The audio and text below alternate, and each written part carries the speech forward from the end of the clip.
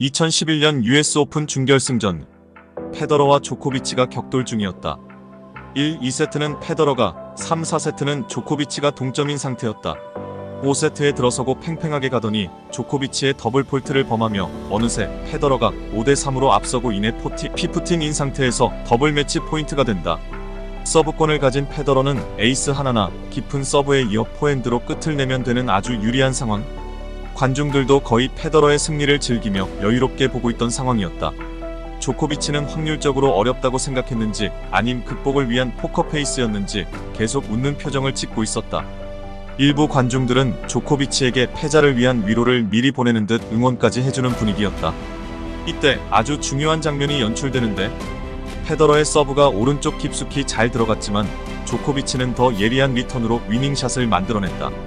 페더러의 좋은 서브였지만 더 가벼운 스텝으로 아주 심한 각이 나는 리턴을 보낸 것이다. 관중들은 환호를 보내고 급기야 일어서서 박수를 보내며 격려하는 듯 했고, 조코비치도 관중 쪽을 바라보며 장난기 있는 모션을 취하기도 한다.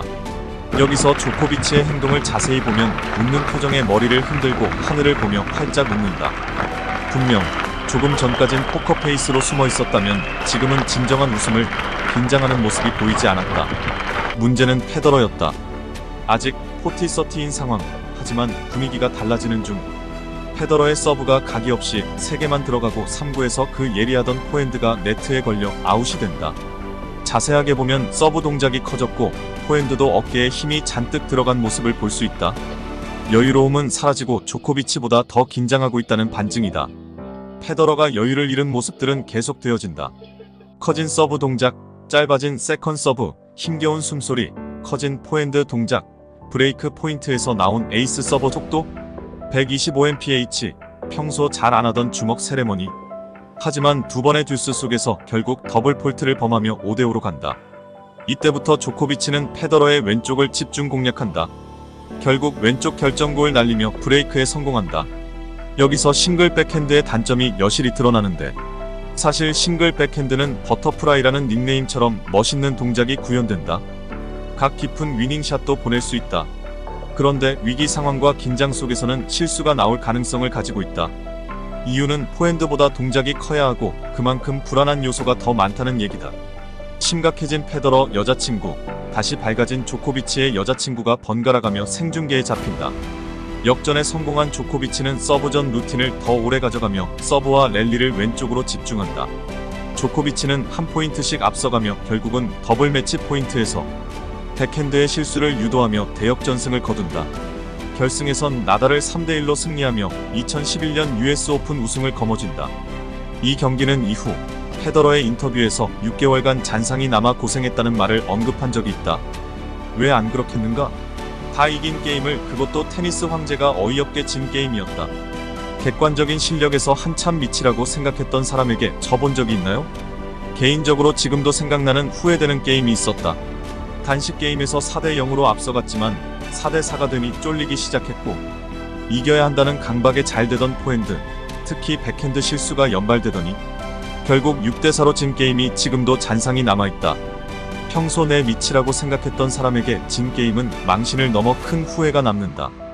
우리의 게임에서도 얼마든지 나올 수 있는 상황이다. 움직이는 공을 친다는 것은 쉬운 건 아니다. 공을 정확하게 치기 위해서는 몸이 견고해야 하는데, 이 몸을 불안하게 하는 것이 바로 심리적인 요소이다. 심리에 크게 작용되는 테니스가 이래서 어렵고 어떤 면으로는 인생사와 닮아있다. 기분대로 테니스를 한다면 굴곡이 너무 심해 잘하는 건 불가능할 것이다. 이런 심리를 우리도 게임에서 적용을 해보자. 처음부터 게임에 임하는 자세를 지는 게임을 하자라는 것이다. 신법으로 마음을 다스리는 자세가 필요하다. 지더라도 내 생각대로 내 계획대로 플레이를 하자라는 마음으로 하는 것이다. 상대방이 잘해서 내가 지는 것은 상관없는 것이며 내가 스스로 무너지지만 말자라는 것이다.